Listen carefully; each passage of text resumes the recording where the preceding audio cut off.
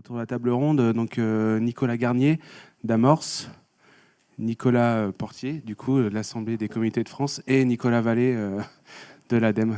Non, ben, on a la chance, du coup, de recevoir des acteurs que j'ai pu ou que j'ai eu l'occasion aussi de côtoyer dans mes activités d'avant ABC, voilà, qui sont des acteurs pertinents autour des enjeux de transition énergétique et climatique auprès des territoires.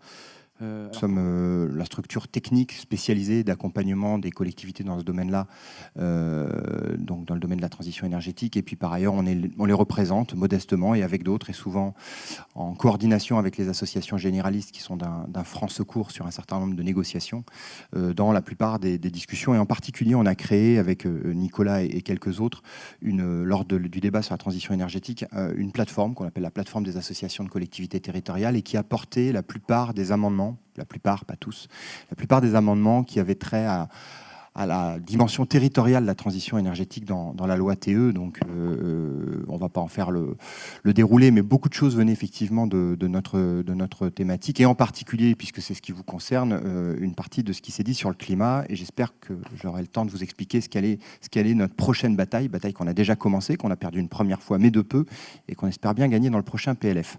Alors, voilà qui on est. À ce stade, j'avais envie de vous faire une sorte de billet d'humeur, si vous me permettez, une espèce de regard un peu particulier sur ce monde du plan climat, du bilan carbone, etc., tel que je le vis en tant que délégué général de cette structure. D'abord, un peu d'histoire. Les collectivités ont commencé par faire des agendas 21. Ça a eu le mérite de mobiliser, de sensibiliser, de commencer à agir modestement, très modestement, des fois symboliquement, mais en même temps, ça crée cette transversalité des questions environnementales qui n'existait pas avant l'agenda 21.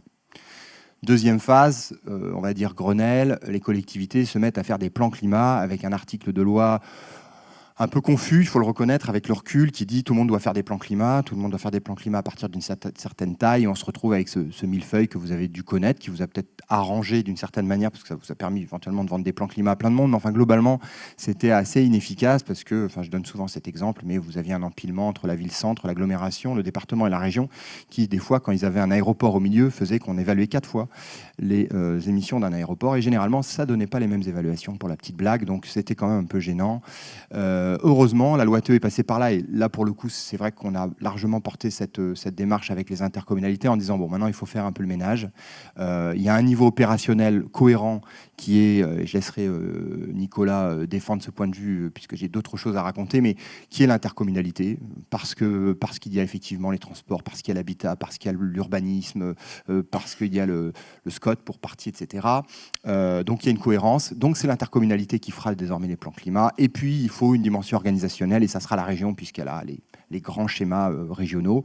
Et effectivement, on est arrivé sur un deal, parce que quand même autour de la table, il y avait tout le monde. Donc il y avait aussi l'Association des maires de France, il y avait des départements, il y avait nos amis de la FNCCR, etc. Donc tout le monde disait et nous, et nous, et nous. Donc on a trouvé une espèce de compromis, pas complet, qui consiste à dire, par contre, en dessous, vous avez le droit de faire, vous pouvez éventuellement faire, et la commune garde un rôle, et le département garde un rôle. On a fait un deal complet, mais il faut quand même reconnaître ce qu'il en a émergé, c'est région intercommunalité. Vous les connaissez tous, c'est votre spécialité, désormais un arsenal juridique assez copieux. Bon, il y a le décret PCAET, il y a la circulaire qui est sortie là, qui reporte un tout petit peu les échéances, en particulier sur les PCAET des plus de 50 000, qui ont fait l'objet d'une modification liée à la loi NOTRe, qui fait qu'on a quelques mois de plus. Bon, globalement, je ne voudrais pas trop intervenir là-dessus, parce que cette partie juridique, vous la connaissez très bien. Moi, ce que je voudrais vous dire, c'est que je pense qu'on est à un moment crucial de la planification climat, comme on est peut-être à un moment crucial de la législation sur l'énergie et le climat en France.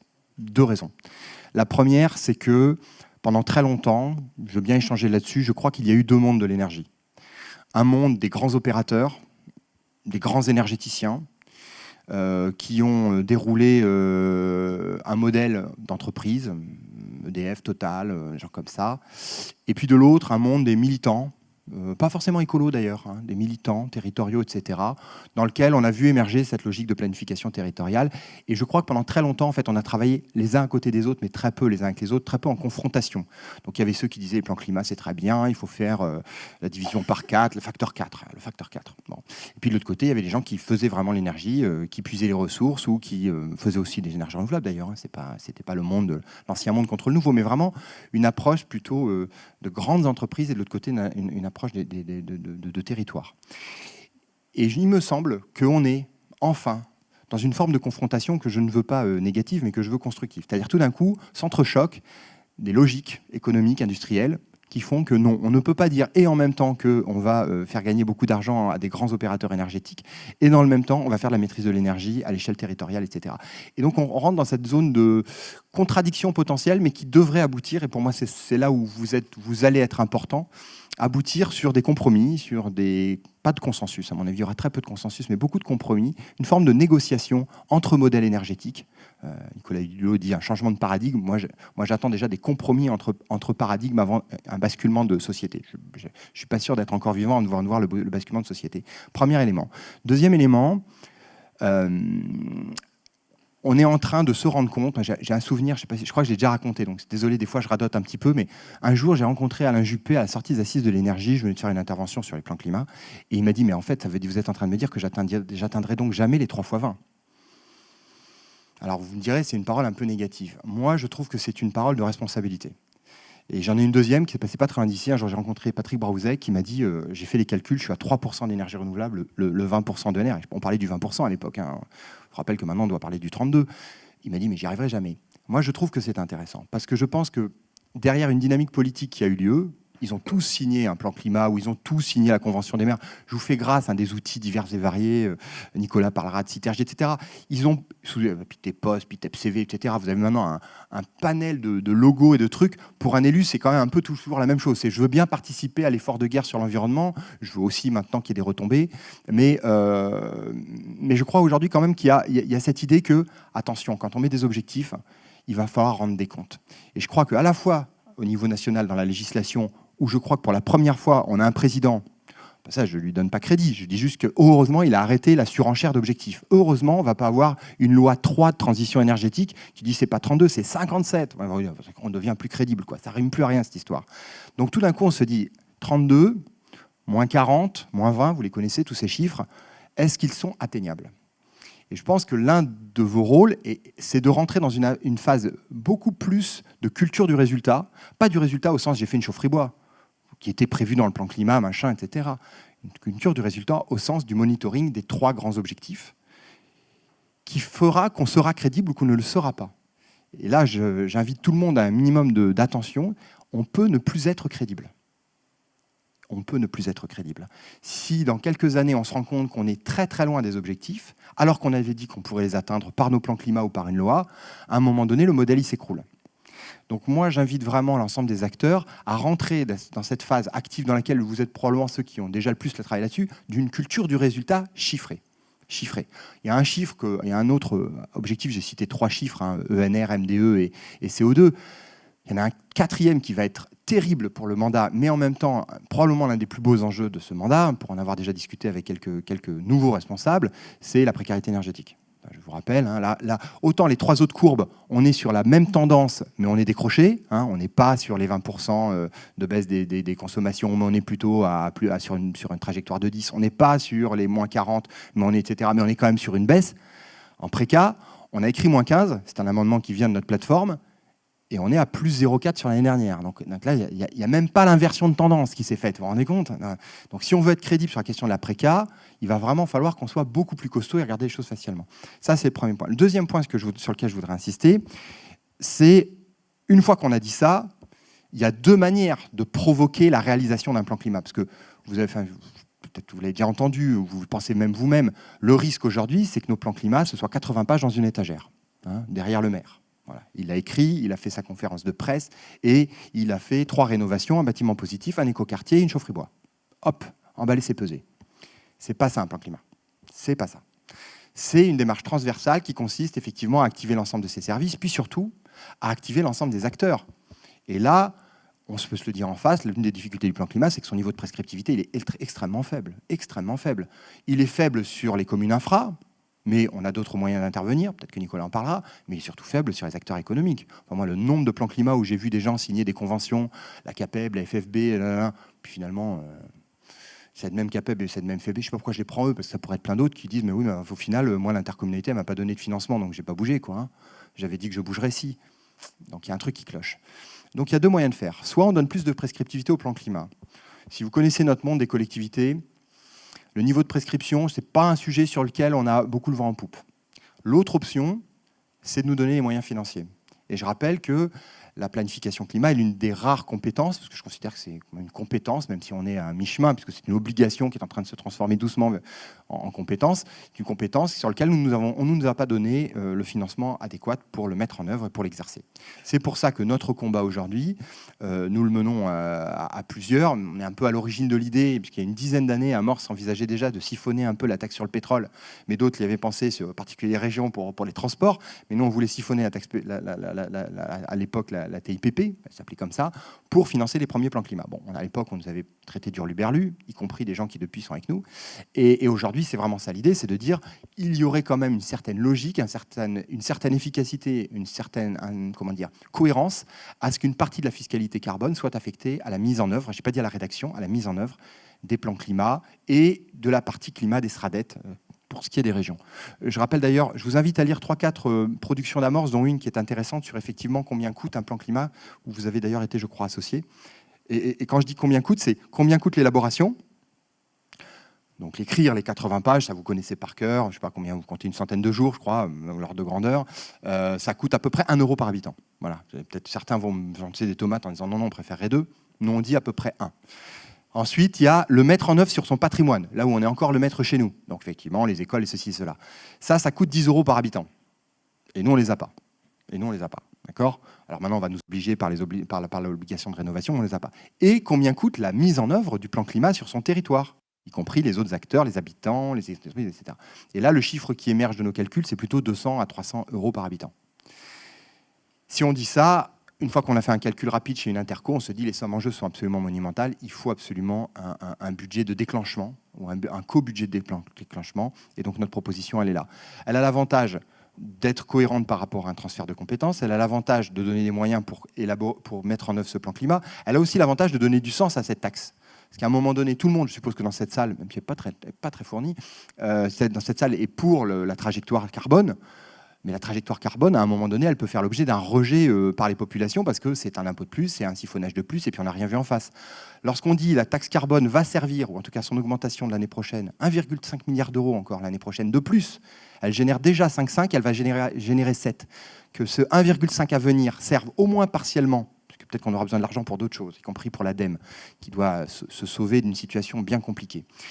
Mais pour ce qui est des collectivités territoriales, il serait assez logique de dire une partie de la fiscalité carbone va servir à accompagner les populations, les entreprises, les associations, pour mettre en œuvre la transition énergétique. Il y a une logique d'ensemble, c'est ça qu'on va défendre. Juste, je rappelle, l'année dernière, nous avons gagné au Sénat, et nous avons perdu de 4 voix à l'Assemblée après suspension de séance. Quand on dit ça, chez nous, ça veut dire on est allé chercher des gens dans les couloirs pour s'assurer que le point de vue du gouvernement était tenu.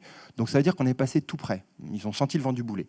Là, on est en discussion avec Bercy, avec un certain nombre de structures, avec les cabinets, pour voir si on sort ou pas. Et a été produite hier, donc c'est un scoop, une lettre qu'on peut peut-être mettre à disposition, on n'en a pas encore parlé, signé par l'ensemble des présidents des associations de collectivités territoriales. Donc vous avez un joli casting, hein. Il n'y a pas que nos 2 présidents, mais il y en a beaucoup d'autres, et qui disent « Monsieur le Président de la République, il n'y a qu'une mesure dans la transition énergétique à faire, c'est celle-là, affecter une partie de la contribution climat aux acteurs locaux qui sont la cheville ouvrière de la transition énergétique. » Donc j'espère être là avec beaucoup plus de monde dans un an, avec Nicolas, avec les Nicolas, pour dire « Voilà, on a gagné, maintenant on a des sous pour mettre en œuvre les plans climat. » Bien, bonjour. Oui, je suis délégué général de l'Assemblée des communautés de France qui, depuis maintenant près de 30 ans, a fédéré les intercommunalités. Au départ, c'était une 50aine de districts, ça n'existe même plus. On a gardé pour mémoire le petit D. Tout le monde nous dit à quoi il sert, ben, c'était les districts, qui ont été un peu les ancêtres des intercommunalités avec les premières communautés urbaines. Maintenant, c'est une vieille histoire parce qu'ils étaient peu nombreux au début des années 90, puis maintenant on a couvert la France. On est moins nombreux que l'an dernier puisqu'il y a eu des fusions un peu partout. On est passé en quelques années de 2600 communautés qui regrouperaient à peu près toute la France. Bon, il restait l'Île-de-France, son cœur dense à organiser. Et donc maintenant on arrive, alors moi je ne sais pas, je suis en train de faire réadhérer tous mes adhérents. On était l'an dernier à 1250. Enfin, bon, ça va de la métropole. Il y en a de plus en plus, vous avez vu, la formule plaît, donc on est à 22 maintenant. Je ne sais pas quand ça va s'arrêter, parce que je vois les candidats qui arrivent. Les communautés urbaines, communautés d'agglomération, communautés de communes. On demande d'ailleurs un peu d'unifier la sémantique. Nous, on ne parle plus que des communautés territoriales, parce qu'il va falloir expliquer un jour tout ça aux Français. Ces communautés ont de plus en plus de compétences, et notamment dans vos champs. Donc ça fait depuis le Grenelle, nous on se battait, Nicolas l'a évoqué, je ne vais pas y revenir, pour que les plans climat, il n'y en ait qu'un par territoire, que ça puisse être une ou plusieurs intercommunautés réunies, mais on savait que ces documents allaient monter en puissance. Avec Jacques Ravaillot à l'ADEME, il y a une quinzaine d'années, où moi j'étais sous une autre bannière à la data, on avait commencé à faire des contrats Athénée. On a quand même progressé depuis. Les premiers contrats énergétiques, on commençait à voir se mettre dans les pays ou les agglomérations, les premières des agences locales de l'énergie. Mais c'était vraiment le tout début. Il y avait quelques élus militants, mais on a déjà beaucoup progressé. En revanche, là, je rejoins Nicolas, c'est que ces plans climat, donc on les a vus se mettre en place un peu à tous les étages. Maintenant, il n'y en aura plus qu'un par niveau, parce que ça devient une obligation réglementaire. Il y a des objectifs, et il faut évidemment qu'ils soient les mêmes par territoire. Donc, il ne peut pas y avoir 30 documents superposés, contradictoires. C'est donc bien des plans climat qui vont essayer d'influencer, pour ça la prescriptivité, il faut s'entendre, les comportements d'acteurs très variés, publics, personnes morales, entreprises, associations, ménages, de trouver les moyens de faire bouger l'ensemble des acteurs d'un territoire.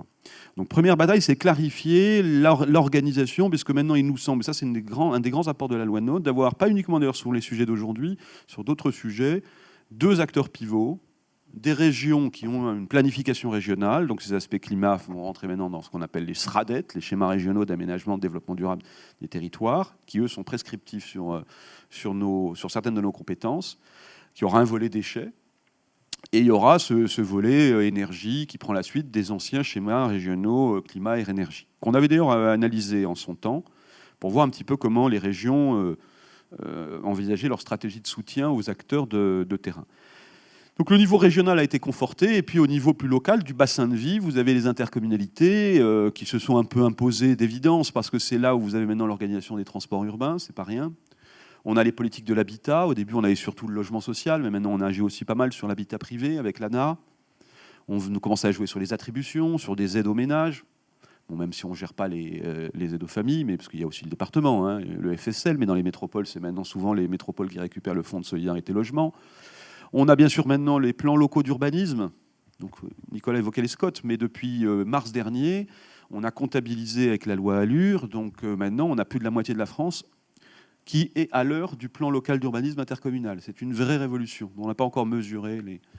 Voilà, si vous voulez, en tout cas, tout ce qui va être... On a les réseaux, et on va les voir de plus en plus, au assainissement. J'entendais ce que disait tout à l'heure le directeur du développement durable de Veolia, qui est un partenaire, nous aussi, de l'association. Cette transversalisation, c'est notre sujet des politiques environnementales. On est en train de récupérer l'eau assainissement, c'est un challenge énorme. Donc on prépare les transferts aux intercommunalités. On a une compétence de gestion des milieux aquatiques et de prévention des inondations qui nous pose beaucoup d'interrogations. De plus en plus de sujets énergétiques, les sujets déchets, depuis le 1er janvier, tout ce qui est collecte des déchets et traitement, où on s'organise souvent à une échelle de syndicat mixte. Donc et maintenant, on va avoir les responsabilités dans les agglomérations sur la qualité de l'air, etc. Plus sujet qui monte en puissance de biodiversité. Donc cette transversalisation, ça va être quand même à nos ressortissants, à nos intercommunalités, vraiment d'être à une échelle stratégique pour le mettre en œuvre. Je ne veux pas être trop long, mais les grands enjeux, nous on a besoin de vous et de vos travaux parce que on a bien sûr des défis, des objectifs, et là je rejoins Nicolas sur, je ne sais pas si c'est par chaque territoire qu'on peut faire le 3x20, il y a quand même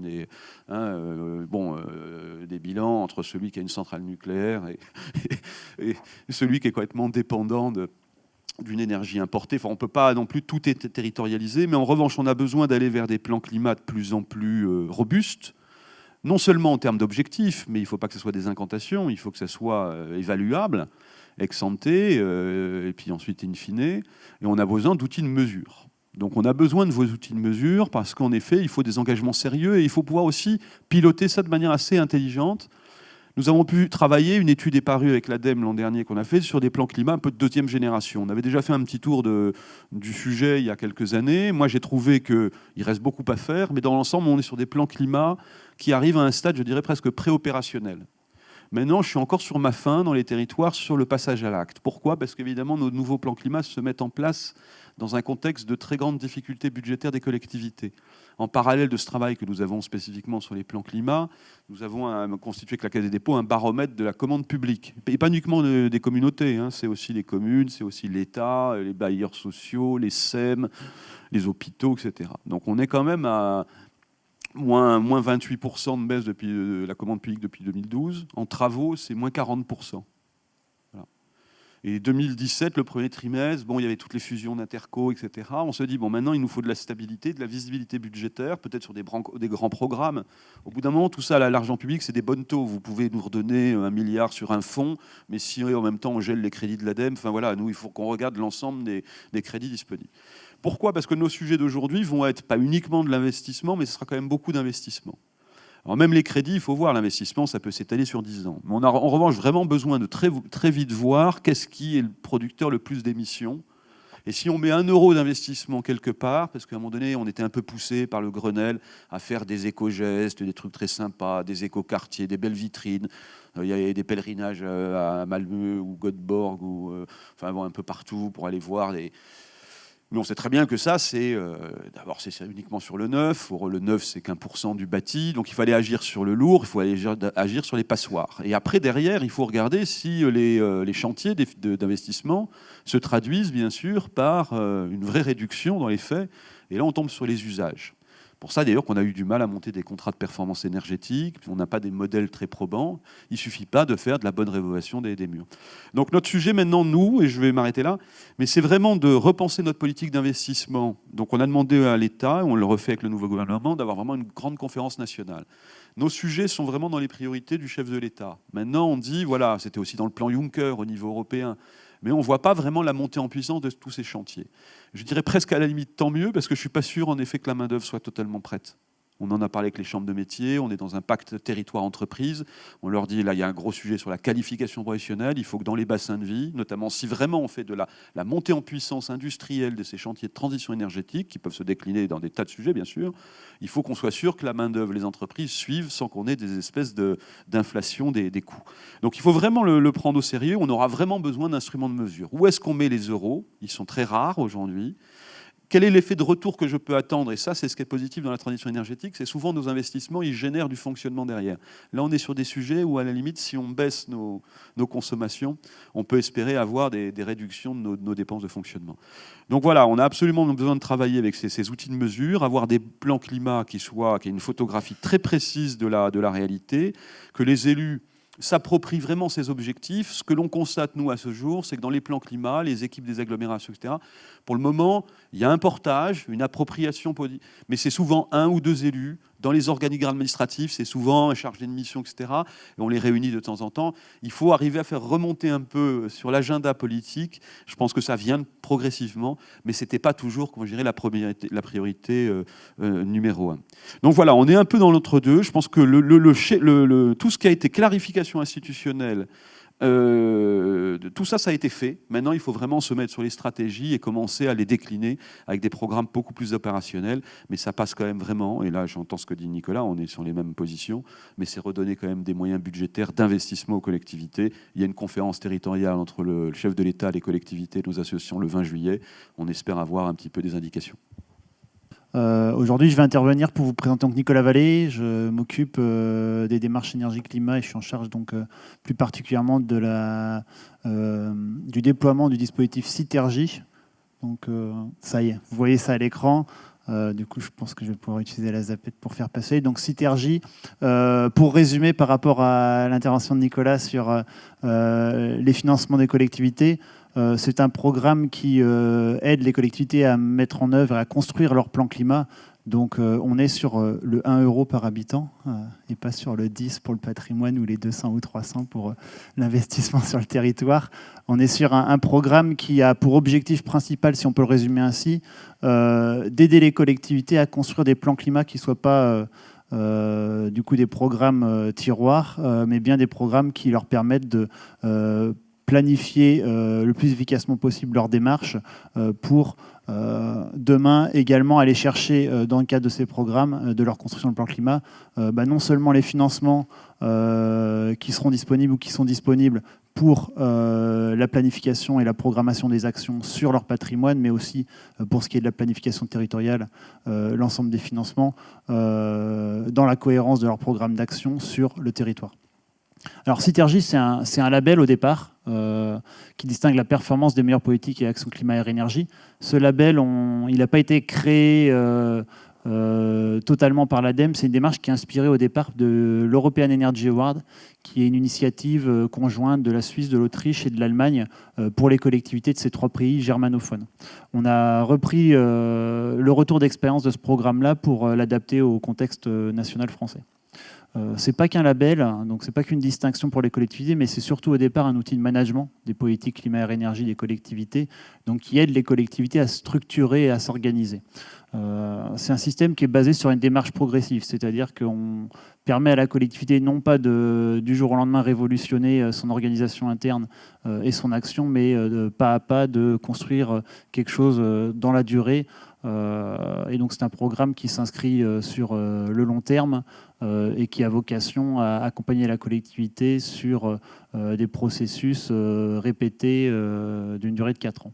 La cible, ce sont aujourd'hui les intercommunalités et les communes, bien que beaucoup d'actions qui sont dans le programme peuvent être aussi déclinées sur d'autres structures, que ce soit des syndicats ou d'autres types de structures ou d'organisations, que ce soit les PETR ou les pays. Les actions sont valables. Mais aujourd'hui, en termes de compétences, le programme, il vise en cible prioritaire les intercommunalités et les communes qui ont les compétences sur le sujet climat, air, énergie. Alors, le European Energy Award, en résumé au niveau européen, c'est 1450 collectivités qui sont dans la démarche. C'est près de 900 collectivités qui ont déjà obtenu un label au niveau européen. La France est jeune dans le réseau parce que le programme a commencé en 2008 en France. Ça fait plus de 25 ans que ça existe en Suisse, par exemple, qui est le pays pionnier qui a le plus imbriqué ce programme avec sa politique et sa réglementation nationale. En France, on a aujourd'hui 120 collectivités. On a une très forte progression depuis l'année dernière du programme et on est quand même très significatif en termes de population des collectivités en démarche au niveau européen. Ce qui est intéressant dans ce programme-là, c'est que le retour d'expérience, il est aussi nourri par tous les pays. Et donc, on n'est pas seulement sur la politique nationale, mais on est bien sur la reconnaissance que la mise en œuvre de la politique climat-énergie au niveau local, elle a les mêmes préoccupations et globalement, elle peut fonctionner sur un même catalogue d'actions et de priorisation des actions que le sont en France, au Luxembourg, au Liechtenstein ou à Monaco. En France, donc 116 collectivités aujourd'hui engagées, on a 12 millions d'habitants. En termes de labellisation, on a un petit peu plus de collectivités qui sont labellisées aujourd'hui qu'en processus, avec 52 collectivités qui sont en démarche mais sans avoir obtenu de label, et une cinquantaine aujourd'hui de collectivités qui sont labellisées. Voilà, donc là, je vais passer rapidement ces slides, mais pour vous montrer un peu la progression depuis 2008. Donc c'est un programme qui traverse et les mandats politiques nationaux et locaux. Jusqu'à présent, on a pu voir que, et d'un point de vue portage national et dans les portages des intercommunalités de communes, le programme est rarement remis en question. Ce n'est pas un sujet politique que l'accompagnement sur ce dispositif. Il y a toujours des questions sur la pertinence et sur l'utilité, mais quasiment dans tous les cas, lorsque l'action se poursuit sur les sujets, le programme continue dans les collectivités. Voilà, donc ça c'est l'évolution en termes de labellisation et de collectivités en démarche. Alors je reviens sur les objectifs de Citergy, j'en ai un petit peu parlé en début de présentation. On est au démarrage sur une question de gouvernance, c'est-à-dire comment est-ce que la gouvernance se construit dans la collectivité, qui est l'enjeu principal. Comment est-ce que ce sujet se porte au même titre que les autres sujets que la collectivité doit porter au sein de son bureau, au sein de son conseil. L'accompagner dans la construction d'un cadre stratégique, des objectifs qui vont lui permettre derrière de décliner l'ensemble des actions sur le sujet climat et énergie. Comme dans un plan climat, on demande à la collectivité de construire un programme pluriannuel. La particularité de Sytergie, c'est qu'on demande à la collectivité non seulement de le programmer, mais aussi de le budgétiser et d'y mettre des moyens humains. Et donc de faire le pendant de sa stratégie et de ses objectifs sur l'organisation interne qu'elle met en place pour la mise en œuvre. Et au-delà de ce programme pluriannuel, on lui demande également de suivre ce programme par des moyens, mais aussi de le suivre avec un suivi externe. Donc l'avancement du programme est vérifié année par année par l'accompagnement qui est proposé dans Sytergie. Alors concrètement, d'un point de vue technique, on est sur un catalogue d'actions qui réunit 79 actions dans 6 domaines que vous voyez là, donc la planification, le patrimoine, l'approvisionnement énergétique, la mobilité, et 2 piliers qui sont organisationnels, à savoir l'organisation interne, mais aussi celui de la coopération, de la communication sur le territoire.